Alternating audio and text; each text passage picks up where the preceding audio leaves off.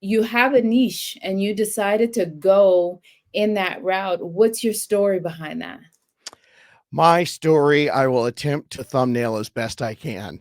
Uh, in my 20s, I followed my dream and followed my passion. And when I was 20 years old, I turned 21 on the set of a movie called Newsies. Mhm. And I got to be in that movie with Christian Bale and Robert Duvall and Anne Margaret. And I got to hold Anne Margaret's butt. It was the highlight of my life back then. I lifted her up. Um, and I followed my passion for 8 years. During that time, I threw away $104,000 in rent. Oh, wow. I was doing great. I was on Nickelodeon and the Disney Channel. I hosted the kids version of Wheel of Fortune. I was in Tiger Beat magazine, but I was still renting because I didn't know any better. And then I turned my late 20s and decided that I kind of wanted to pursue something different in life as far as having more control over what you do. Yeah. In show business, you pretty much get the script sent to you or you're auditioning all the time. That's when I got into real estate. So I started real estate investing, um, met a girl and got married, and we figured out that we wanted to have a nice stable life. So I got into residential real estate. I Mm. happened to work at Disneyland in high school and college. So I had a lot of friends from Disneyland and I joined real estate right as the market crashed. I like to say I jumped on the Titanic right before it hit the iceberg. And because of that, all my friends at Disneyland finally could afford a home in Southern California because the prices were dropping. Mhm. So I became this first time home buyer specialist. Fast forward to me then getting a team and a partner and having other people work on my team. Yeah. And it was about 2018. My wife just looked at me and said, "You know, you're only happy when you work with the Disneyland people." Mhm. And because I'd been in the industry for a long time, I saw that first time home buyers were the most unfortunately disrespected and disregarded customer class in real estate. They're used as on the job training for new agents, and Mhm. they are rarely given to experienced agents because they'll even tell you right when you join a brokerage, you're going to start with first time home buyers and then you're going to get good and then you're going to stop working with them. Mm. Well, that sucks for first time home buyers, especially where I live when it's, back then it was 500,000. Now it's 700,000 to even enter into the market. Yeah. So the real estate system was broken. So I had a vision. What if I educated my people? What if I empowered them and I showed them that with some planning, they could end up giving themselves more options. And I thought it was going to be something that I would use that here in Southern California and just build a team that was very buyer focused since nobody else was doing that as Yeah. far as like a complete construction of your team. And then I figured out the podcasts go everywhere. And Yes. suddenly people from Nashville, Chicago, Atlanta, Tallahassee started reaching out to me. So I reached into my Rolodex, flew all over the country, still do it every year, and just found the best of the best of the best to matchmake with these people. Yeah. And that's where I'm at right now. There are a ton of people who listen to my podcast that never reach out to me. And then they send me a picture of them in front of their new home and say, "Oh my gosh, I learned so much from your podcast." And that makes me just as happy. And Absolutely. I'm thrilled. So it's a vision in place, but it's kind of a little old man because I'm almost 55 now, but this is what I'm doing. Um, and it's really cool to be able to give back and see all these exciting new adventures for people. Yeah, yeah. I love that. I love that because it's interesting, and of course because I share the same love with you. I do see how they can be forgotten, right? Because there's more first-time home buyers.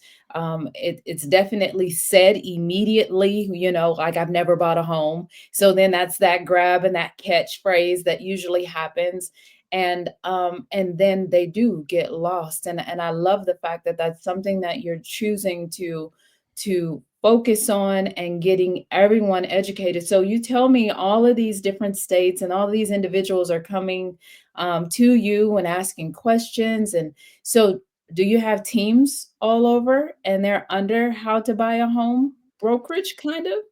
No, that is a wonderful vision and for somebody else. What? Um, no, my Dave Ramsey and a lot of the other large, people who've been doing this for a long time, they have, like, Dave Ramsey has something called endorsed license providers, ELP. And unfortunately, what a lot of the people that do this is they say, would you like to be an endorsed license provider? Mhm. Great, pay me all kinds of money. And then the company makes all kinds of money. Then when the person goes to this trusted source, they Mhm. think they're getting a vetted professional on the other side. Instead, they're getting somebody who pays the bills for whatever short internet or website they went to. Yeah. So I decided a long time ago I was going to bootstrap this, do this whole thing myself, and vet my people. And I have released more people than I have accepted as Oh. far as the group of people that I use. Mhm. They mostly come from my coaching program. I'm almost 20 years doing this now. And I've been part of a coaching program for a long time that is based on being very client centric and working through what we call your sphere of influence, basically working by referral. Yeah. We're not doing billboards and we're not cold calling people saying, I think you should sell your home. Yeah. So those people out there, I just tell people, I happen to know someone great in your town, interview them. And because I've known these people for a long time and they work at a certain standard, they're the best, the best, the best. Yeah. They pretty much usually blow everybody away. And then for me, I feel more comfortable doing that than trying to manage a brokerage and looking at the bottom line. My bottom line is how many people did I talk to today? How many people did I make incredibly happy? That's it. Yeah, yeah, and that I'm super shocked because that helps me to understand and definitely kudos and respect to you that money's not the matter.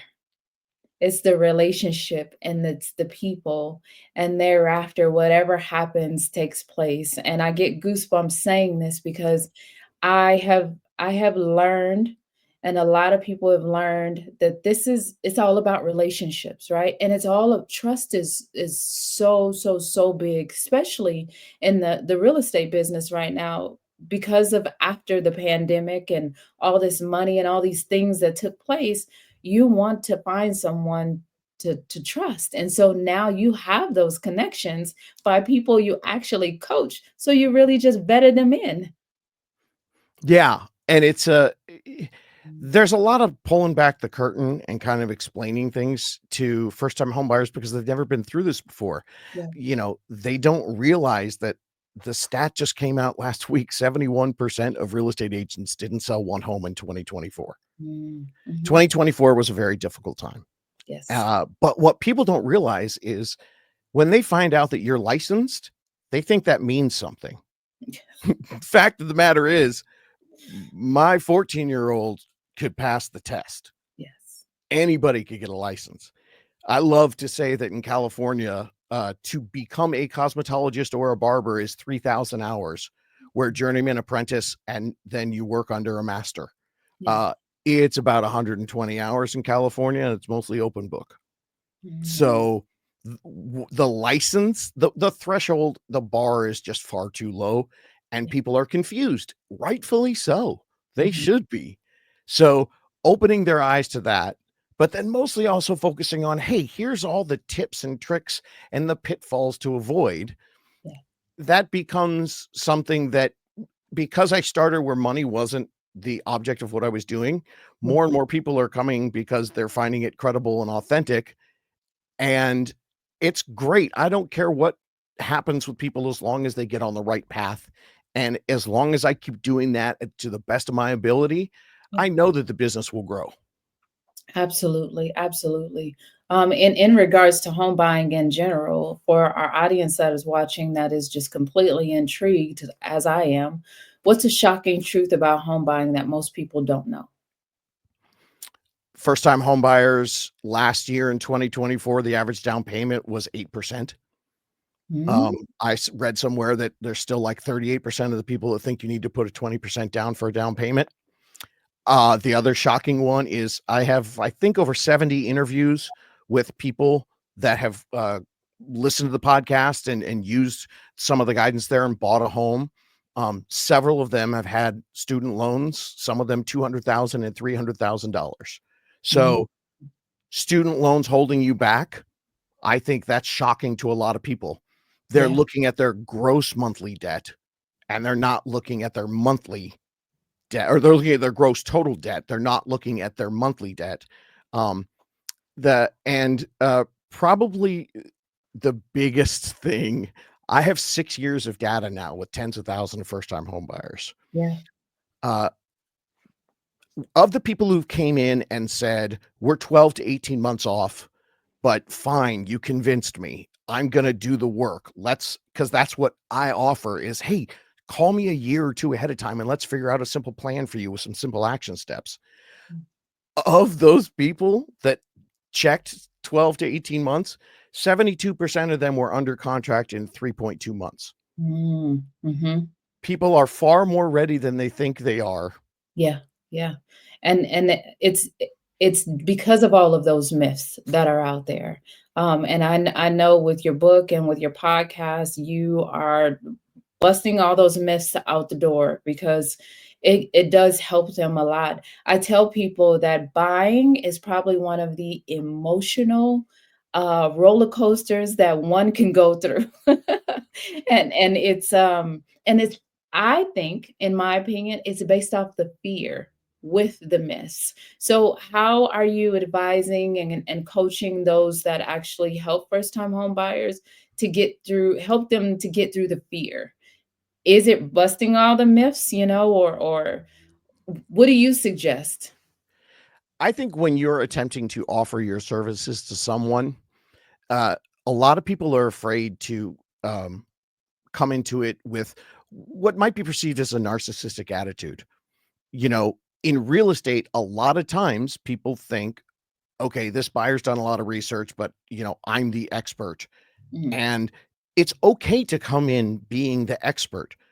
But if you come in with that attitude, you have to realize nobody wants to sit down and let you hear every piece of your expertise. Yes. They only want to hear. Don't try to solve the problems before you know what the problems are. Mhm. Listen to the people and then kind of peel back the onion and let them discover exactly all these incredible things that you could be doing. I mean, we've had situations where people, we had someone on the podcast who was homeless when he was 15 years old and their parents had never bought a home. He got married and got a decent job at 23 years old and had no idea if he could pull this off. No one in their family could do it. So they reached out to us. And instead of going, "Oh my God, here's a down payment assistance program. Oh, you can totally do it with 3.5% down, blah, blah, blah." We said, "Hey, tell me everything you're afraid of." And they said A, B, C, and D. And we went through that. And one of their big fears was their family couldn't help them. Mm, And at one point I said, "It's not always about money." I said, How much you paying in rent?" And they're like, $2,000. I said, "Okay, could you maybe for the last couple months stop paying that $2,000 of rent and go move in with your family?" And next thing you know, 90 days became a $6,000 benefit to them with nobody writing a check. yeah, But yeah. I wouldn't have known that, and the team wouldn't have known that if they hadn't asked what their fears were, instead of me just saying, here's my top 10 lists of myths that you probably have." Yeah. And that was very specific too, was some people can't help, that's not something we would know off the top. I often tell people to not listen to respond, but listen to understand so that you can respond. And it works completely different. So with all of this knowledge you have, the book and the podcast, what was your most significant learning experience to having you to do this and then to continue to do this? Okay, here I am 6 years into this, and it's pretty much been, one funnel that has had people reaching out to me, and it's the podcast. Mhm. Um, my biggest learning experience, podcast was the last thing I thought about. When Ah, I started this whole thing, it was YouTube, Instagram, and Facebook. yeah, Again, I came from where I used to host television shows. So I thought for sure doing a video was gonna be the way I was gonna connect with people. My yeah. YouTube tanked, My Instagram was okay, my Facebook was okay, but because I was always learning, and somebody taught me this, or all of my mentors and my coaches taught me this along the way, is just to keep learning. I kept hearing little whispers from marketing people talking about audio, audio, audio. Mhm. So I went, "Oh, okay." So I did it as a kind of a, an extra throw in. Yeah. Oops, that became the thing that now, because those niche of people, the people who are really interested in particularly buying a home, and mostly really interested in getting the education, it's something they do when they're on the treadmill, when they're walking the dog, or when they're commuting to work. Mhm. My 30-second short, people who are looking at multiple 30-second shorts Yeah. aren't ready to digest a buyer consultation, as we call it in the business. You know Yes. what I mean? Yeah. But if they're listening to a podcast, so it was incredibly eye-opening for me and made me reshift my entire focus. Yeah. I love that because I guess I'll say this because I'm very aware, right?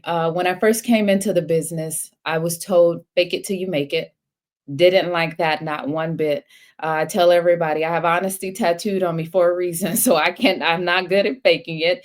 But then I've also realized that I care about people too much. You know, when you care about people too much, faking it and just pulling answers out the hat isn't the way to do things.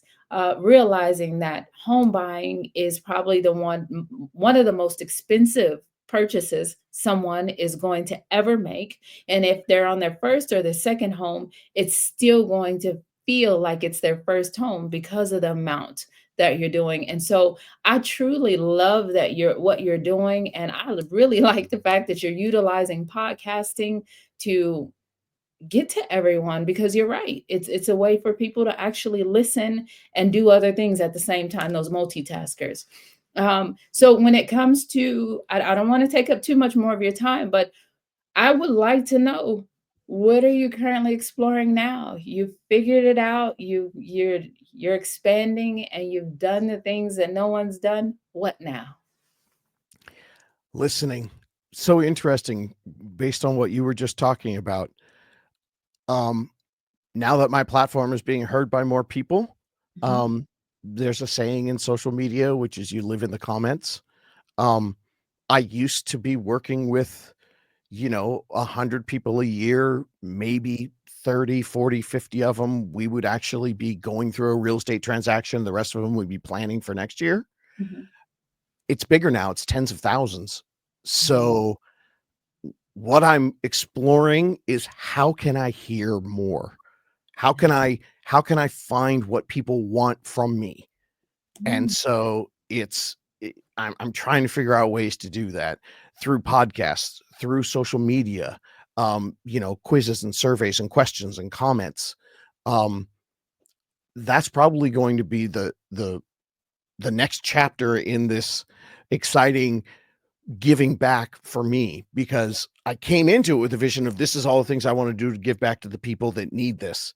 And now I'm thinking, okay, maybe they need that, but what else do they need? Or what do they really need? mhm, mhm. So, and it's a difficult task, um, because you have to get them to respond first. Yes, yes. So I'm working on it. Yes, yes. Well, that's a great idea. I know speaking to a whole bunch of entrepreneurs that are in the IT AI kind of thing, I'm wondering, could that be a source of lead for you that could help you out? And if people are living in the comments, then maybe there's a way that AI could take and pull all that information. I mean, hey, I have spoken to so many people that are just massively great in AI, but that's another story. But I love that for you because it is what's next, because you're only one person. And then all the people that you're coaching, if there's thousands coming through, you want to figure out what is their biggest need, their next biggest need. So that just tells me that you'll have another book coming out if you don't already have one. You My got another mind is book? open to everything. Yes. Okay. So I'm telling you, go ahead and bring another book out Uh-huh. because it's it's what now, how to buy Yeah. a home, now what? And so now you're gonna answer the now what. I love it, David. I just want to thank you so much for choosing to spend this moment with me. And again, being patient with me and my technical whatevers. Nobody knows that. They don't know. It's fine. It was wonderful. Yes, yes. Well, thank you so, so, so much. I want to have this discussion again, and I definitely want to hone in on being able to utilize our platform to doing that same thing for you. I think that's one good thing about podcasts. You get on somebody else's podcast and it blows up, and then it just keeps going and going. It's one of those giving uh and just keeps on giving, you know. So thank you so much. If there's nothing else, actually I forgot, please share with our audience where they can find you, and then Yeah. any of your social media handles. How to buy a home. Everything's there. On Instagram, I had to do How to Buy a Home podcast because that guy hasn't been on since 2018 and won't let How to Buy a Home go. But you'll realize it's not me when you see 6 posts from 6 years ago. So Okay. everything's at How to Buy a Home, and you can go to howtobuyahome.com. And I really appreciate the time, and I love what you're doing. I think about Zig Ziglar, who says, to get what you want, help other people get what they want. Yeah. And I think to understand your vision, really, by helping other people clarify theirs, it really will clarify your own as well.